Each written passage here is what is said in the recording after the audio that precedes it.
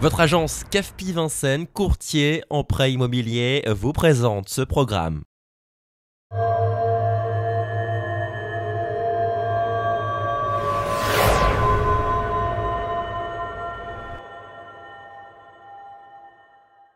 En 10 jours, ce sera le premier tour, donc voilà, la campagne est pleinement lancée, les listes sont connues et chacun fait campagne. Quelles sont vos ambitions pour la ville de Vincennes? D'abord, nous avons beaucoup travaillé ces 6 dernières années. Il y a un bilan qui, je crois, est reconnu par une très large partie des Vincennois. On a amélioré le cadre de vie, on l'a embelli, on a rénové un certain nombre d'équipements publics et puis on a amélioré les services publics du quotidien. Tout ça, bien sûr, il faut le prolonger. Le travail n'est pas fini et c'est ce message que nous passons pendant la campagne. Et je pense en particulier à l'embellissement du cadre de vie. Il y a encore les travaux du projet de ville à terminer. Nous attaquerons d'autres quartiers, notamment à l'est également. Nous reprendrons la voirie comme on a pu le faire dans différents lieux. Et puis il y a ce travail de renouvellement des équipements publics qui n'est pas achevé. Je pense à un secteur qui est clé à Vincennes, c'est celui de la jeunesse, avec une nouvelle école maternelle et élémentaire qu'il faudra construire sur la rue Mirabeau et le lycée qui va enfin aboutir. Sur le site de la cité industrielle, il y a aussi le stade que nous allons rénover avec des terrains synthétiques qui sont très attendus, je le sais, des joueurs de football et de rugby que nous avons prévu de faire. Vincennes se boboise, on dit. Qu'est-ce que vous en pensez? Moi, j'aime pas tellement ce terme. Vincennes s'est rajeuni. Il y a une population nouvelle qui est arrivée, une population avec des enfants en bas âge.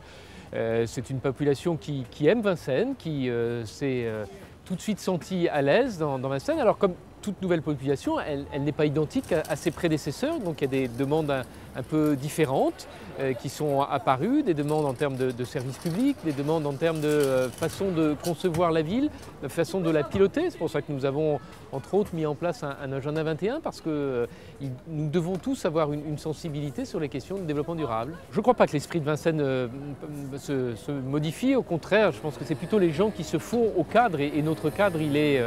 Voilà, on l'apprécie tous, il est suffisamment présent pour faire en sorte qu'on se sente vincennois très rapidement. Quant à la question sur la modification de la population et l'évolution du prix de l'immobilier, c'est pour ça qu'il faut aussi maintenir un programme de logements sociaux pour arriver à maintenir une mixité sociale sur la ville. On a produit à peu près 1 millier de logements ces dernières années, il faudra continuer l'effort.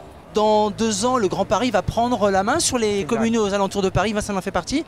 Qu'est-ce qui va vous rester si vous êtes réélu? C'est un vrai sujet et pour être très franc et direct avec vous, c'est un sujet de préoccupation pour moi parce que le texte de loi qui a été voté en décembre dernier n'est pas un texte satisfaisant. Moi qui suis pour la métropole, je ne suis pas pour la métropole qui a été proposée par les parlementaires il y a quelques semaines. On va en effet être dessaisi de 2 sujets majeurs qui est la question du logement, avec notamment le logement social.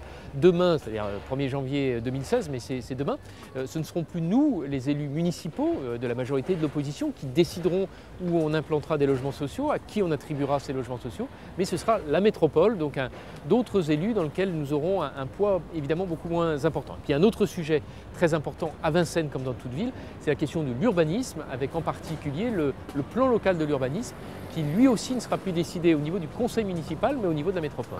Par contre, maintenant, nous allons travailler avec les autres élus à la mise en œuvre de cette métropole, et c'est pour ça aussi qu'il faut avoir des élus qui ont un certain poids, des élus qui ont une connaissance du fonctionnement de notre commune et du fonctionnement des institutions métropolitaines, pour que Vincennes puisse peser dans cette future construction. Il y a beaucoup d'embouteillages, je trouve, le matin en partant, moi. Comment ça se passe? Ça a amélioré, le centre-ville est beaucoup plus beau.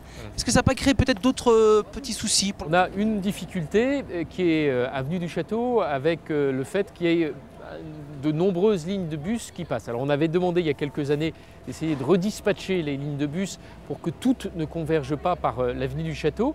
À l'époque, nous avons eu un refus. Ce n'est pas parce qu'on a un refus qu'il faut renoncer. Donc nous allons relancer le syndicat des transports d'Île-de-France, le STIF, qui organise les lignes de bus pour essayer de désengorger un petit peu cette avenue du Château. Si je suis élu, mais ça nous verrons le 23 ou le 30 mars, je ferai ce que j'ai fait depuis 6 ans, c'est-à-dire me mettre au travail dès le matin et dès tôt le matin.